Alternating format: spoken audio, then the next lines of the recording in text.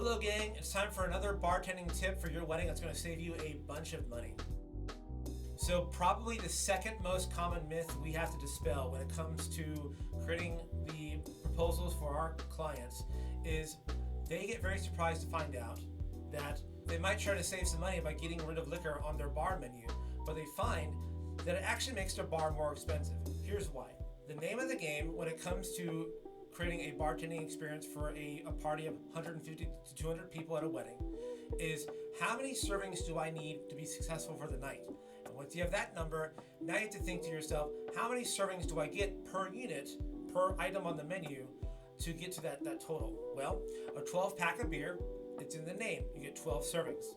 With liquor, for a fifth, you're going to get 16 servings per bottle. With a liter, you're going to get 25 servings per bottle. And with a big old handle, you're going to get 38 servings per bottle.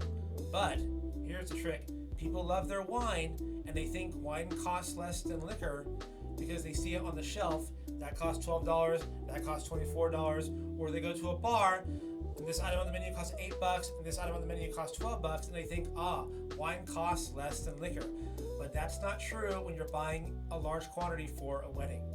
A bottle of wine, whether you're spending $70 a bottle or $7 a bottle, you only get 5 servings per unit. Which means when you think about buying that off the shelf and then pouring it for your guests, it's going to cost you about 70 to 80 cents a pour to serve a whiskey along with Coke. But it's going to cost you between $2.80 a pour up to $5.50 a pour to serve wine, which means if you had a wedding of, let's say, 500 servings that you needed to be successful for the night, and say 30% of those servings were allocated for wine, you're looking at hundreds of dollars allocated for wine, and maybe half of that you need for liquor. Because the name of the game is how many servings do you get per unit.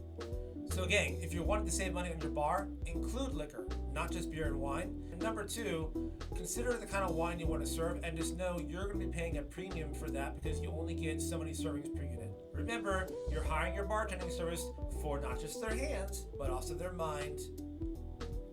Learn to expect more from your bartending service.